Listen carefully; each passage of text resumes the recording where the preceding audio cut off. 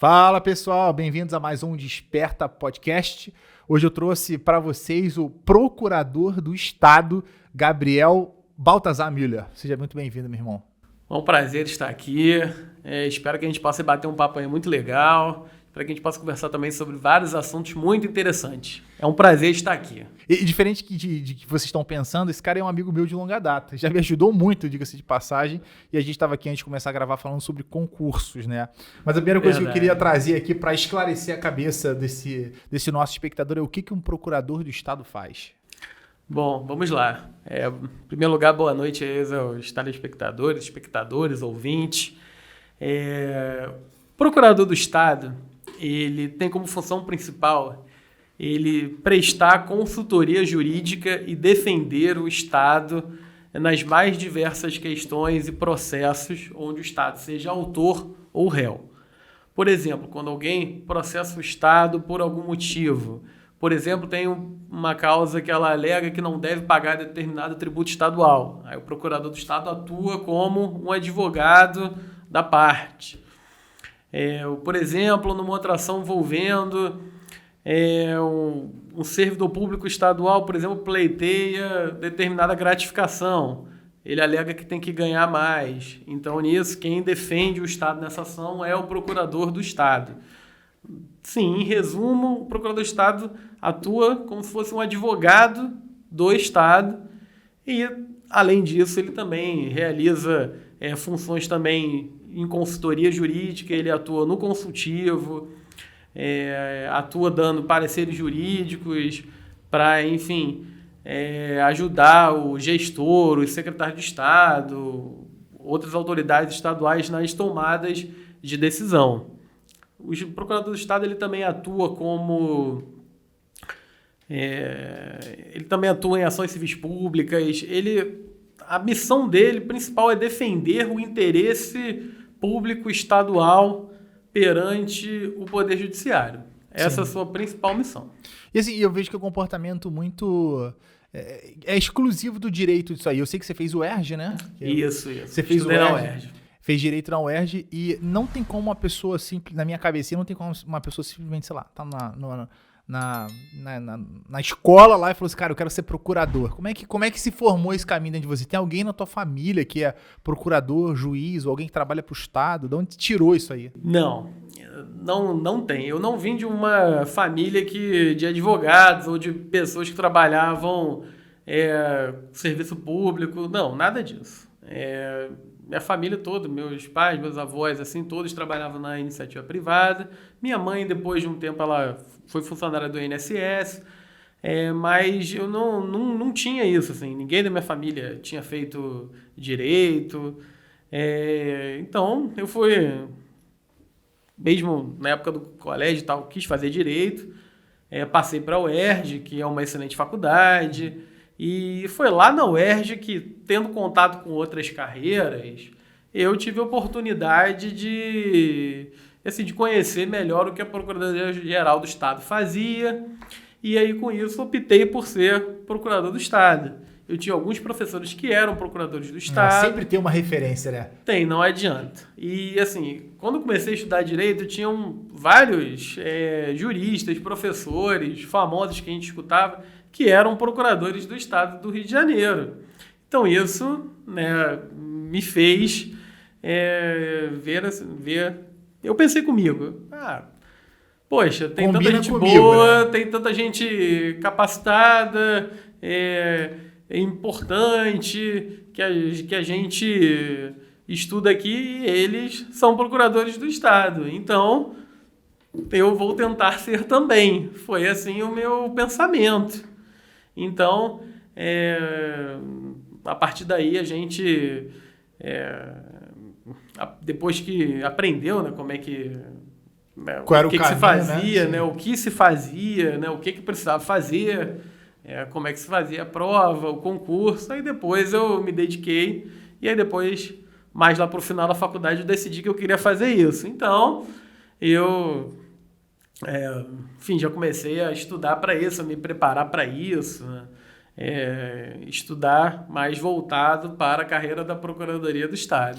E é no meio da faculdade que você decide ser procurador, ou seja, decide ser um concurseiro, porque esse mundo de concurseiro, e eu falo, enfim, a Bruna, ela é concurseira, né? Uhum. E aí eu fiquei próximo desse mundo de concurso público através dela. E é uma loucura, porque assim, o nível de exigência é enorme, as provas são em diversos lugares do país, e você tem todo mundo disputando por um sonho. E não é só... Eu, pelo menos, não acredito que todo concurseiro vá procurar só a estabilidade. Eles querem uma carreira próspera, eles querem um lugar onde eles possam confiar que vão ter uma carreira que vai se desenvolver. É claro que tem uma parcela dos concurseiros que é só um trabalho seguro ali, uma carreira segura, e tudo bem por isso também.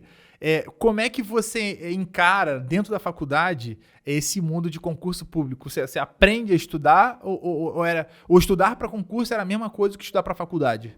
Não, são coisas diferentes. Estudar para concurso, ele exige um certo tipo de estudo que normalmente para a faculdade, se você não tem, são focos diferentes.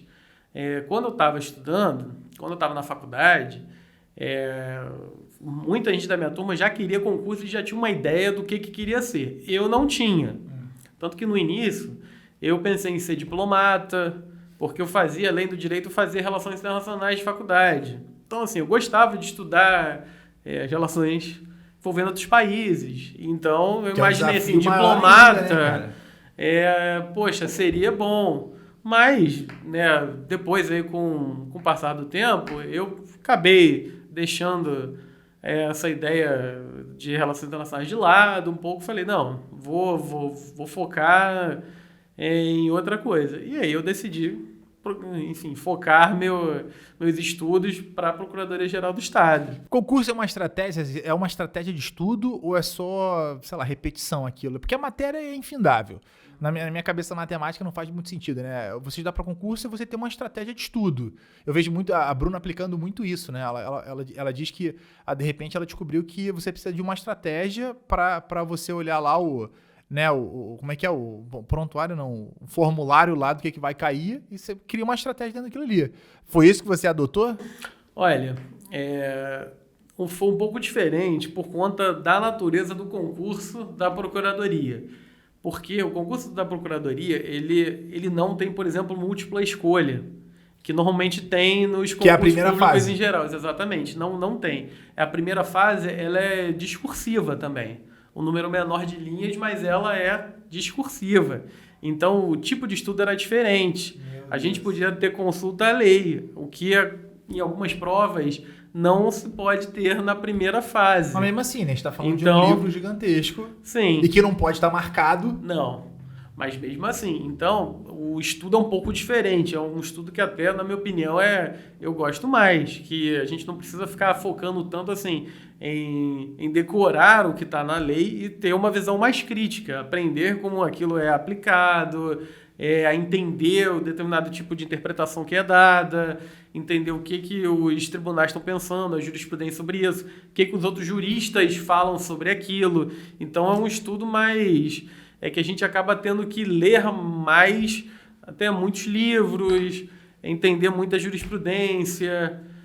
É um pouco diferente dos demais. Então, eu também me identifiquei com esse tipo de estudo. Eu acho que faz parte do perfil. Tem gente que gosta mais de concurso de múltipla escolha por conta às vezes tem facilidade, gosta mais desse tipo de estudo. Meu caso, já era diferente. Desde sempre, eu achava que esse tipo de estudo não era bom, né, para mim. Assim, ele não funcionava muito para mim. É o estilo da pessoa, você acha? Eu acho que também na preparação, acho que tem muito do estilo da pessoa. Por exemplo, se a pessoa está interessada em concurso público, eu acho que ela tem que ver o perfil do que ela quer fazer, como é que é o tipo de prova, e aí ver o que ela tem que fazer para se preparar para aquele tipo de situação. E é uma dica para os concurseiros, né? Porque eu sempre fico imaginando, quando a gente faz um podcast aqui, eu sempre fico imaginando quem vai assistir a gente, né? E aí, nesse caso, eu vejo que o concurso público é um negócio muito bem dotado hoje em dia, né? Você tem muita gente que nunca pensou no concurso público pensando agora, porque quer estabilidade. Então eu tento arrancar dicas assim do nosso papo, né? Acho que a primeira dica é você se identificar com o negócio e tentar ir por ali, né? Porque eu vejo gente fazendo concurso público pegando todos que você pode imaginar e ir atirando. Assim, um grupo que não é eficiente isso, né? Não é isso que você recomenda. Não, olha, categoricamente eu afirmo, isso não é eficiente. Eu acho que, primeiro, a pessoa tem que verificar o que ela se identifica. Eu acho que primeiro você tem que pensar no que você vai fazer depois de aprovado. Se aquilo que é bom para você, se aquilo que vai te dar satisfação pessoal, é isso que você tem que pensar em primeiro. Da vida. Exatamente. É algo que vai durar muito tempo ou vai ser pro resto da vida. Então, você tem que pensar naquilo. Beleza, aquilo vai me fazer feliz? Vai me dar satisfação pro pessoal? Ok, vai. Então, eu tenho que ver como é que eu faço para atingir aquilo. Como é que é a prova, como é que é o tipo de preparação. E aí, com isso, me adequar àquilo. Acho que a galera tá tão em pânico que... Quer ver uma experiência engraçada que eu tive hoje? Eu coloquei assim no Google hoje mais cedo. Procurador do Estado, Enter. Aí apareceu assim, o Google me deu assim, mais buscados. Aí embaixo, quanto ganha procurador do Estado? Ou seja, o que as pessoas mais procuram obviamente, é o salário final, né? E não exatamente o que executa, o que faz, como é que coisa. Salário, isso... claro. É importante? Claro que é. Claro, pô. É importante, não, enfim, é isso que muita gente até procura, mas não é o mais importante. O mais importante é satisfação pessoal. A pessoa tem que fazer o que ela gosta, senão não adianta. Vai ganhar bem, mas vai ser infeliz. E aí tu vai cumprir tua função não contribuindo com aquilo que você de fato... Porque tu imagina, cada um de um jeitinho. Né? Por exemplo, você tem um comportamento diferente do meu. Sei lá, uma pessoa é de humanas, outra é de exata, hipoteticamente falando. Você tem muito a contribuir naquilo que você se encaixa. Mas se você não se colocar nesse lugar, você vai ocupar um espaço de alguém que se encaixaria ali. Exatamente. Então é ruim pra você e é ruim pra uma outra pessoa. Exatamente. Alguém que faria o trabalho melhor, alguém que... a gente, quando atua como servidor público, a gente, na verdade, tem que servir ao povo. Exatamente. Então, se a gente faz o trabalho mal ou não tão bem quanto se poderia, quem está sendo prejudicado exatamente. São as pessoas como um todo. Então, a gente tem que sempre fazer aquilo bem e a gente tende a fazer aquilo bem quando a gente gosta do que está fazendo. Pô, é o mínimo, né? Exatamente. E de novo, né? Eu também não martirizo, né? Quem em primeiro lugar procura salário, porque as coisas estão muito difíceis hoje em dia. Eu falo pra você que empreender tá difícil, que você como um técnico, por exemplo, tá super difícil, você como... Pô, tem muito amigo meu com MBA que tá, cara, trabalhando numa função que não é dele, não é isso que ele queria. Uhum. E às vezes é etapa da vida, às vezes não, às vezes o cara já se deu por vencido. O fato é que é muito importante da gente... optar, né, por sei lá, usar as nossas escolhas para trabalhar naquilo que a gente entende que é bom, que foi a primeira coisa que você falou aí. Eu tive aqui um podcast com um professor de biologia, que era o Bill, tive com o Coronel Pecli, da Polícia Militar, tive com o Luciano Cunha, que ele é um cartunista, né, enfim, tive uma galera, todo mundo que eu conversei, todas as pessoas que eu conversei que tiveram assim sucesso na sua carreira, eles falam a mesma coisa. Cara, escolha aquilo que você, não só que você se identifica que é bom, mas aquilo que você gosta.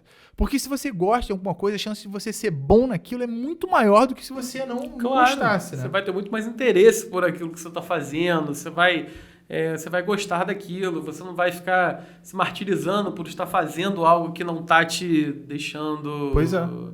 Enfim, feliz. Então, assim, eu acho que a primeira coisa é escolher algo assim que você gosta de fazer. Depois que você decide isso, você depois faz sua preparação. E, é claro, vai exigir muita dedicação. Não é fácil passar em concurso, seja qual for, exige muita preparação, exige muita transpiração. Tem outro negócio que eu acho que é valioso aqui para quem está ouvindo, para quem está assistindo, que é dica de estudo. Assim, a tua carreira é extremamente disputada e isso não te desanimou, né? Você viu lá o edital e falou, cara, eu consigo encarar, é isso que eu quero fazer e vou encarar. Que ferramentas você usa? Tu comprou concurso? Como é que você desempenhou esse papel? Eu fiz curso preparatório, eu acho que é importante, porque o curso, acho que vai te dar, enfim, ele vai te ajudar dessa jornada. Ele vai... esse caminho ele vai ajudar nisso. É claro, ele não vai resolver tudo para você, mas ele vai te ajudar, ele vai te dar uma ideia de como que é a prova, quais são os pontos mais cobrados. Tu revisa as provas passadas? Isso, revisa as provas passadas, Isso, assim, é muito importante. Como o concurso é um meio muito disputado, você tem que ser algo específico para aquilo que você está fazendo. Sim. Então, acho que não adianta você tentar vários diferentes e ver qual que passa. Eu acho que isso não funciona. Eu acho que você tem que escolher aquele e se dedicar para isso. Procurar os cursos especializados e, após ter esses cursos especializados, verificar qual que seria o melhor ou aquele que funcionaria para você. E depois é muita transpiração. Tem que estudar muito. Tem que dormir pouco, estudar bastante. Eu, por exemplo, o que eu fazia? Eu estudava todos os dias da semana.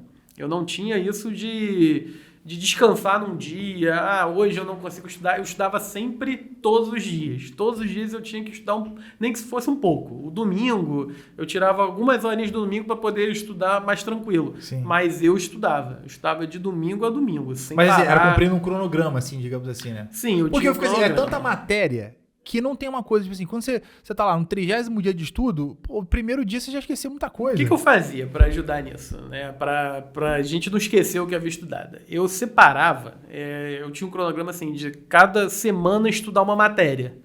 E aí, assim, depois que eu acabava X matérias, eu voltava àquela primeira. Mas para fazer revisão ou para...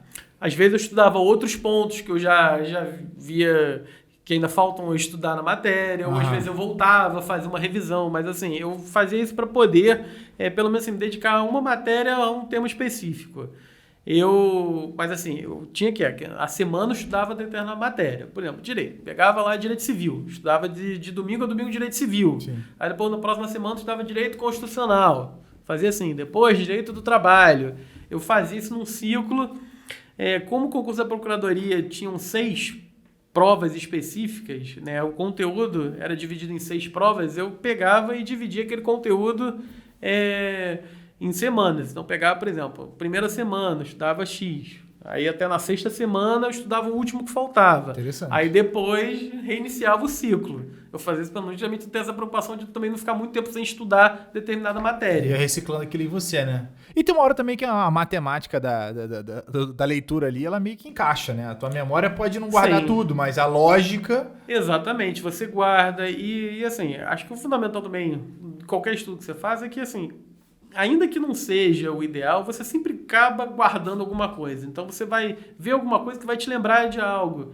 Então, por exemplo, ainda que você não lembre exatamente o que foi dito, você vai lembrar de alguma coisa, você vai lembrar que alguém falou aquilo, Sim. Você vai lembrar e você vai fazer um gancho na tua memória, você vai fazer um link com o que foi... Aí vai facilitando as coisas, né? Exatamente, aí facilita. Eu tenho uma pergunta que eu acho que é maravilhosa aqui. Não sei se o Cássio vai concordar comigo. Eu quero fazer uma pausa dramática porque chegou o hambúrguer do Dubs aqui. Você tem alguma relação com o governador do estado e como é que é a tua rotina nesse teu trabalho? Mas antes de responder, quero agradecer aqui o pacote maravilhoso que o pessoal do Dubs Burger mandou para nós aqui. Tá vendo que não é pouca coisa. Se você é um amante de hambúrguer, eu recomendo especificamente que você entre no teu Instagram e coloque Dubs Burger aí pra você ver do que se trata. Se você não é um amante do hambúrguer, eu recomendo estritamente que você entre no teu Instagram e coloque Dubs Burger pra ver do que se trata. Vamos ver o que eles trouxeram pra gente. Mas enquanto isso, conta pra mim. Tu tem uma relação com o governador, com os governadores, assim, quando termina um mandato vai pro outro ou não? E como é que é a tua rotina? Olha, o procurador-geral, ele é indicado pelo governador. Então, ele tem uma relação mais próxima com ele, ao trabalhar, por exemplo, na Casa Civil, que é a Secretaria de Estado que lida diretamente com o governador, então, assim, se tem, de fato, um contato maior, uma relação maior. Então... quem está lotado nesses locais assim, tem uma oportunidade de trabalhar mais próxima do governador, de atuar mais nas principais questões envolvendo o Estado. Então acontece isso.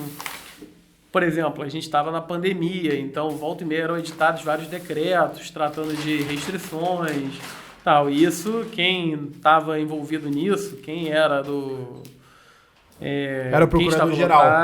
Sim, procurador-geral, quem estava lotado na Casa Civil. Então, assim, eles tinham uma participação muito maior. Então, tinham que ver esses assuntos todos diários. Então, a tua relação é com o procurador-geral ou também isso é separado? Porque um é indicado e o outro é concursado, né? Sim, mas o procurador-geral ele é indicado pelo governador, mas ele é concursado, ele é da carreira. E se muda... Ah, sim, entendi. Sim, ele é da carreira, ele tem que ser da carreira. Então ele volta a ser procurador quando ele não é geral indicado. Sim, exatamente. Tá aí uma que eu não sabia. Volta, exatamente, ele volta a ser. Procurador-geral é um cargo específico da carreira. Então, por exemplo, ainda que seja de livre nomeação do governador, ele tem que escolher dentro da carreira. Genial, isso eu não sabia. Tu sabia dessa, Cássio? Sabia dessa moral? Tem um aqui pra você sabe, né? Já tá comendo, né? E tem uma coisa que é legal, que é o seguinte, um dos nossos é triplo. E aí vai uma roleta russa que vão ver quem é quem. Opa, tomara que seja o meu. Se eu te falar que é o meu, tu acredita? Eu não sabia. Pô. Quer trocar comigo? Tu quer o triplo e dar o duplo? Não, fica tranquilo. E vem Você cá, ganhou. isso é uma coisa que você persegue? Tipo assim, eu quero ser procurador-geral. Ou não? Ou talvez... Olha, não, eu não tenho a intenção de ser. Eu acho um cargo louvável, muito importante. O procurador-geral atual, eu acho que ele faz um excelente trabalho, mas eu não tenho a pretensão de ser um dia, não. Eu acho importante, mas eu acho que não. Eu não tenho essa pretensão, não.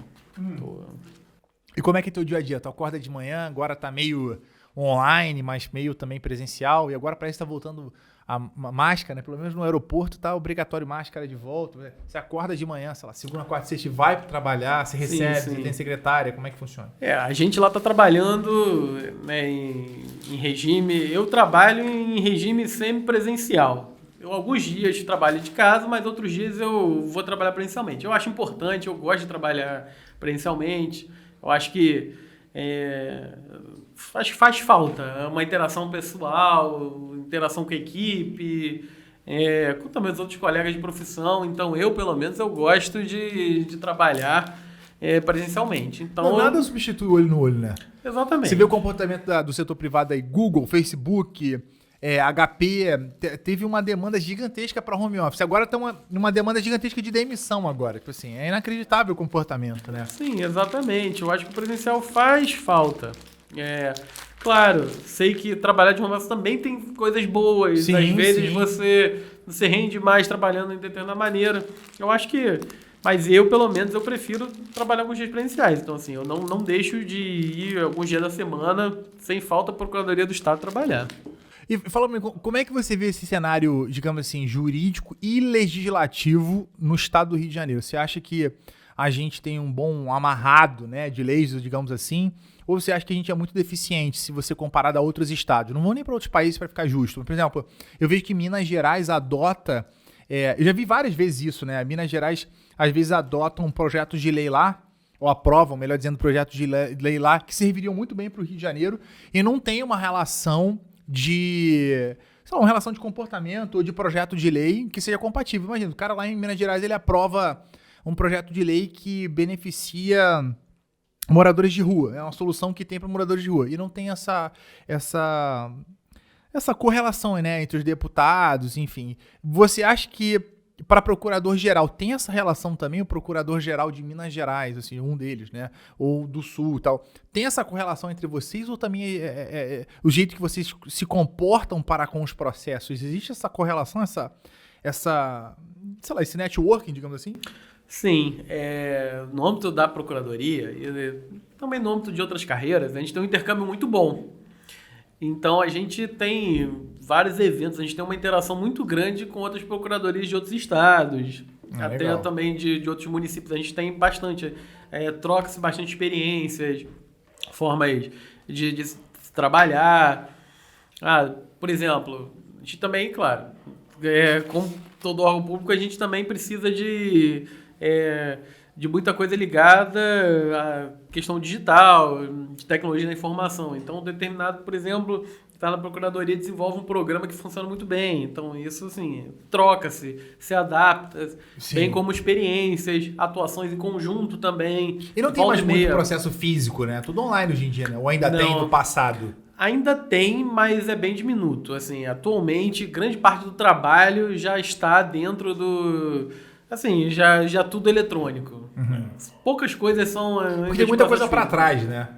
Exatamente. Antigamente, se você entrasse num cartório, ou numa sala lá da Procuradoria, você ia ver, assim, vários processos físicos, hoje você não vai mais, tá tudo na nuvem. Tá tudo na nuvem. E aí, é um dos benefícios também de você poder trabalhar de casa, né? Exatamente. Você tem o seu tokenzinho de acesso, beleza, Exatamente. e não tem muito problema. Agora, tem seus prós e seus contras em relação a isso, né? Então tem uma interação, isso é legal, né? Tem uma interação, tem uma festinha de final de ano entre procuradores de todos os estados. Tem? Não, de todos os estados não tem. Tem a nossa e tal, mas assim, tem interação, tem congressos anuais das procuradorias dos estados. É mesmo? Eu achei que era... Tem vários congressos, por exemplo, por tema. Por exemplo, quem atua, por exemplo, com tributário, com execução fiscal. Aí tem o Congresso Nacional das Procuradorias Fiscais. Aí todo mundo que atua nessa área, então... Se reúne, faz uma festinha exatamente para da trocar firma. experiências. Claro, tem a parte de festa também, mas tem a parte meio de trabalho, né? Que o pessoal troca experiências, vê o que funciona, vê o que está acontecendo, de repente num estado, alguma experiência boa que possa ser replicada. Uhum. Então, acontece isso também. E nesses cenários aí, você sente que o Rio está muito atrasado ou ele tem um comportamento jurídico, sei lá, plausível aqui? Não, olha, eu acho que o Rio de Janeiro, ele é um dos estados que estão mais desenvolvidos nisso, assim, eu acho Não que, brinca. eu acho que o corpo jurídico do estado do Rio de Janeiro, assim, assim, atua bem, tá bem à frente das tendências, uma das tendências modernas, né, do direito, assim, é tentar uma autocomposição, mediação para, enfim, tentar que eventuais partes contrárias cheguem num consenso. Para que a gente diminua a judicialização. Sim. Que o número de agiliza os processos também. Exatamente. O número de processos só aumenta. Então, assim, se os processos continuarem aumentando nessa atual escala, acho que cada cidadão brasileiro vai ter 10 processos daqui a 30 anos. É impossível. Vai ter muito Exatamente. mais procuradores aí. Não tem isso. Então, assim, você tem que procurar alguma solução, porque o número de juízes é limitado, o número dos ministros dos tribunais superiores são limitados, então você não consegue dar cabo disso. Então, uma das medidas para tentar resolver isso é justamente tentar meios alternativos de solução de controvérsias. Sim. E nisso a Procuradoria ela é bem avançada nisso, ela tem setores específicos para tentar, mediar, tentar chegar numa solução. Tem audiência de conciliação nesses sentidos? O cidadão processa o Estado. Tem audiência de conciliação para isso? Em alguns processos, sim. A maioria não tem. Mas, assim, dependendo do tipo de demanda, tem sim.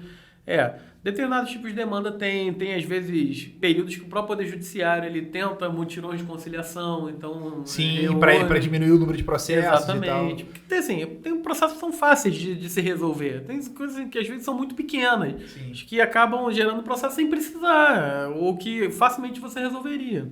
Se tiver um pouquinho de boa vontade das partes, você resolve. Tem uma outra curiosidade também que eu acho boa, e tem uma perguntinha aqui de Instagram que eu vou fazer, mas quais são as carreiras depois ali? Como é que o procurador do Estado, sei lá, avança na carreira? Ele pode virar o quê? Você falou que uma das opções era da PGR. Você tem que ir para um caminho específico para o cara ser indicado. Quais são as outras opções? Quando passa um concurso de procurador, a gente tem 3 níveis de carreira. Então, assim, nosso nível que a gente entra de terceira, a gente vira de primeira. Dentro da própria carreira, claro, tem, por exemplo, a pessoa pode virar procurador-geral, pode virar subprocurador-geral, quando ele ele tem a confiança do procurador-geral, então, assim, ele pode ocupar outros cargos. Ele pode que é indicação assessor, também. Isso. Do próprio gabinete do procurador-geral, pode ser chefe de gabinete dentro da carreira. Então, assim, também são meios de... Meio que é uma carreira política, no final das contas. Né? Isso também, às vezes acontece assim. Nós já tivemos experiências até de outros procuradores de virarem secretários de Estado. No passado já tivemos isso, já tivemos a Procuradora-Geral que chegou a ser secretário de Planejamento, já tivemos alguns procuradores de Estado que foram secretários da Casa Civil. É também um viés. Se a pessoa quiser, enfim, ser secretária e tiver uma atuação mais política, acaba sendo uma possibilidade. Eu tenho uma ideia, por exemplo, que no Ministério Público, se eu não me engano, eles têm um orçamento próprio, né? Não é da federação, né? O que eles têm? Eles têm fundos próprios e eles têm orçamentos que a gente chama de duodécimas. Eles são, por serem autônomos, ou seja, por terem autonomia, o orçamento deles não pode ser retido os outros poderes pelo Poder Executivo. Por exemplo, determinado aí, se for uma secretaria que integra o Poder Executivo, dependendo da situação, ela pode ter contingenciado os valores que ela tem direito. Então, de repente, pode acontecer que determinada verba orçamentária pode ser contingenciada. Nesses órgãos autônomos, você não tem essa possibilidade. O Ministério Público, o orçamento dele não pode ser contingenciado pelo Poder Executivo. O Tribunal de Justiça também não. Então, assim, a magistratura, o orçamento da magistratura não pode. Sim. Que é justamente o meio de assegurar a independência deles. Se a magistratura eventualmente não tivesse essa possibilidade, o entendimento poderia ser que, se a magistratura não está fazendo o que o Poder Executivo quer, vai lá e corta o orçamento dele. Então, essa é uma relação que a gente também tem, né? No teu caso, por exemplo, o número de processos dos cidadãos contra o Estado são enormes porque, pelo menos o que a gente testemunha aí é que o Estado acaba servindo a população que está numa situação mais carente de uma maneira muito ínfima, digamos assim, né? Você vê, por exemplo, quer ver uma coisa que eu noto? A relação da prefeitura com o governo do estado, assim, ela é pobre, assim, ela é, na minha opinião, ela é escassa. Você não vê, por exemplo, uma reunião entre Eduardo Paes e o... Esqueci o nome do nosso governador. O governador Cláudio Castro. E o Cláudio Castro tendo uma reunião falando assim, olha, esses bairros aqui precisam de mais assistência. Esses bairros aqui precisam de... Cara, a gente tá no século XXI, do ano 2022, e a gente ainda tem várias comunidades e vários bairros sem água encanada. Sim. Então a gente tá... Então, tipo assim, eu vejo que muitos dos processos que a gente estava acompanhando antes de você chegar aqui, dando uma lida para tentar entender a relação do Estado com o cidadão, o dever do Estado, e eu tô falando do executivo, né? O dever do Estado de assistir ao cidadão, principalmente nas áreas de maior vulnerabilidade, ele é deixado muito de lado. Se você vai para as subsecretarias, por exemplo, do Estado, você vê que elas também não se comunicam. Ou pelo menos não se comunicam em um nível que a população se sinta segura de que algo está fazendo. Então, eu duvido, né? Mas pode ser um problema de comunicação ou um problema de ação. Então, eu acho que, voltando àquele assunto que você estava falando, né, muita coisa podia ser evitada, de fato, a partir do Poder Executivo. Eu acho que falta uma manobra melhor, uma exposição melhor daquilo que o governo do Estado deveria estar fazendo e se esconde nesse sentido, sabe? Isso vai parar na tua mão, no final das contas. Então, a pergunta que eu tenho aqui da turma do Instagram, e se você não fez a tua pergunta, pode colocar aqui nos comentários ou pelo nosso Instagram lá, é que qual é o futuro do Rio de Janeiro, qual é o futuro do Estado do Rio na responsabilidade do Executivo? Assim, a gente vai continuar vendo um monte de processo parando na tua mão lá para você tentar orquestrar todas essas coisas? Ou você acha que daqui para frente existe uma postura otimista em relação à assistência do governo do Estado para com o cidadão? Pergunta complexa essa, mas vamos lá. Eu sou otimista em relação a esse assunto. Eu acho que esse problema tende a melhorar. Por que eu acho isso? Porque eu acho que isso faz parte da própria evolução da sociedade, esses estágios. A gente viveu um estágio de vamos dizer assim, de descoberta da judicialização, onde as pessoas poderiam pleitear coisas perante o Poder Judiciário que não estavam sendo prestadas corretamente pelo poder público. Isso foi uma fase que foi permitida por conta da Constituição de 88, que também por você possibilitar uma assistência judiciária melhor, através da defensoria pública, através mesmo de próprios advogados, justiça gratuita. Isso é muito fundamental para poder permitir o acesso. Exatamente. As informações melhoraram com a internet, então você tem acesso a melhores informações. Democratizou, né? Exatamente. Então, hoje em dia você sabe o que funciona, você sabe quais são os seus direitos. Então, assim, a gente viveu um período de aumento da judicialização. Isso, claro, influenciou o próprio Poder Executivo. O Poder Executivo sabe que se ele não fizer determinada... Está sob pressão, né? Exatamente. Se ele não fornecer determinado medicamento que ele tem por obrigação legal de fornecer, ele sabe que ele vai ter uma série de processos contra isso. Então, Não, isso chega na tende. orelha do governador? Você Chega. recebe 20% a mais de processo. Isso chega na orelha dele? É uma coisa que o incomoda? sim, é isso. Claro, o trabalho da Procuradoria, ele verifica eventuais aumentos de demanda, verifica se algo não está sendo feito e que deve ser corrigido. Isso é informado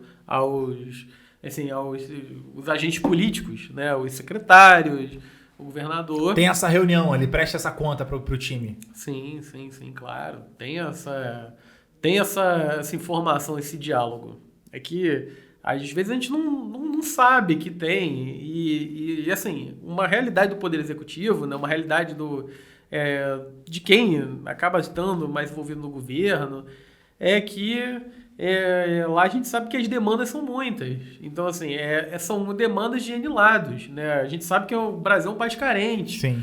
Então, a gente tem demandas de N lados. Infelizmente, os recursos não são suficientes. Pois é. Então, muitas das vezes, quando o governante não consegue suprir determinada demanda, às vezes é porque ele não tem como, não tem orçamento, ele não consegue Sim. criar Não dá pra dinheiro. fabricar dinheiro, sim. Exatamente. E não é só ele um tem problema que- administrativo, né? Há quem diga também, enfim, há quem diga que não falta dinheiro. Quais são os processos que mais chegam na tua mesa, assim? Tem alguma coisa que é comum, assim? Olha, atualmente eu estou trabalhando na Procuradoria Previdenciária, então eu lido com processos previdenciários, Sim. envolvendo servidores aposentados do Estado. Uhum. Hoje em dia, essa situação já está até bem equalizada, mas antigamente a gente tinha uma série de problemas com as atualizações das pensões, com os benefícios previdenciários. Então, ficavam defasados e aí as pessoas entravam com ações judiciais para poder atualizar o benefício. Sim. E aí, com isso acaba gerando um passivo muito grande de processos, mas isso vem de anos, de décadas Não é atrás. de um ano pro outro, né? São Não. 20 anos e tal. Não, isso já foi equalizado. Então, assim, hoje em dia a gente não tem esse tipo de problema mais de atualização, de problemas Sim. de benefício. Mas isso deu um problema no passado. Então, ou seja... E já então, equacionou. Já, mas aí vem a questão da própria morosidade, da própria justiça e do número de demandas que se tem. Que esses processos acabam muitos deles ainda, enfim, se tramitam até hoje por conta disso, da própria dificuldade do Poder Judiciário de dar conta dessas demandas.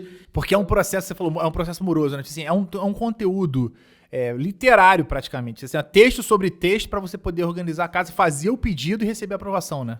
Sim. Por exemplo, exatamente. Quando você entra com o processo, você faz o processo, aí tem que ir para o juiz ele determina a citação, depois da citação aí vai para o Estado contestar a ação, aí depois disso ele tem que falar de novo sobre as provas que vão ser produzidas, Sim. aí depois disso ele vai de novo para a sentença, aí depois da sentença se tiver recurso vai para o desembargador, para a Câmara, aí depois do desembargador se tiver recurso vai para o ministro do Tribunal Superior. Meses, né?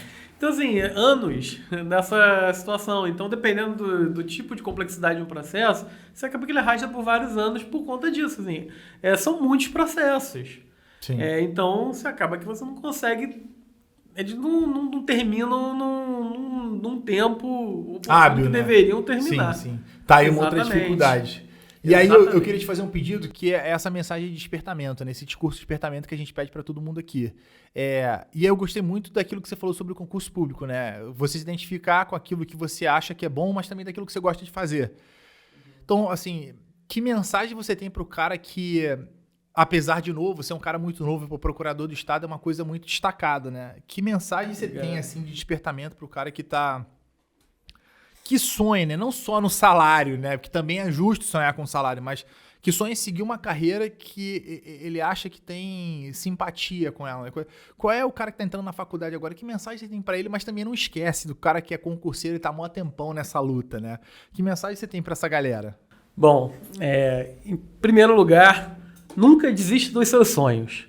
Sonhos são de nosso projeto de vida, então eles devem ser buscados sempre, acima de tudo. Essa é a primeira coisa. Então, quando estiver passando por um momento de dificuldade, as coisas não estão tão boas assim, lembre sempre dos seus sonhos. Que é aquilo que você deve buscar sempre.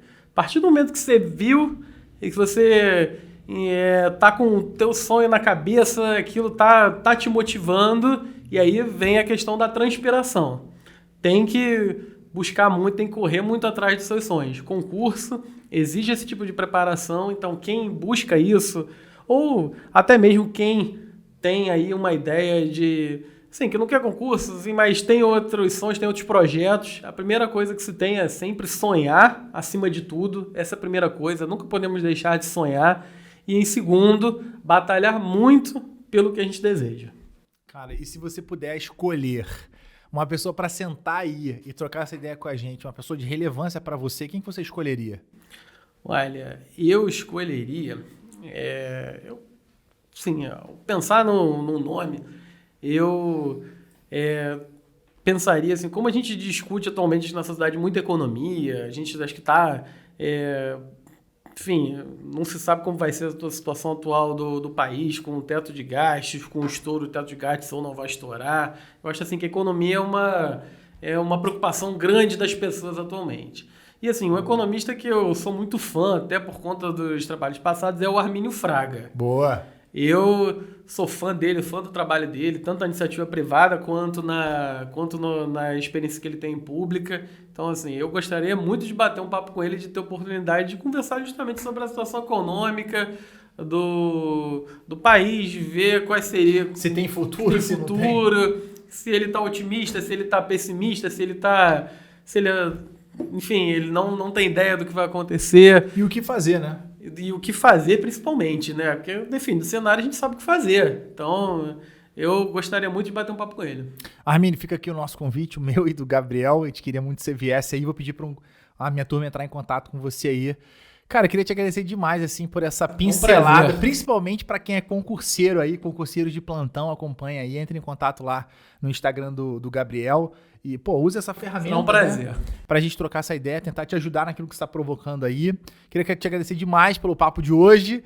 Eu acho que a gente conseguiu acrescentar. Eu que tenho que te agradecer. Eu espero te ver mais vezes aí. Se você curtiu, não deixa de participar, não deixa de influenciar a gente com o teu curtir, o teu compartilhar. Coloca os seus comentários pra gente saber como é que a gente melhora o nosso processo, para quem a gente vai chamar. E não esquece de nos comentários encontrar o Gabriel lá e manter uma conexão de vocês, porque eu acho que é precioso demais a gente ter um canal que entrega para você não só informação, mas gente de relevância, né? Para que a gente encurte, né, essa distância entre você e quem já tá lá, né? Desfrutando do ofício. Um abraço e até o próximo Desperta. Até mais.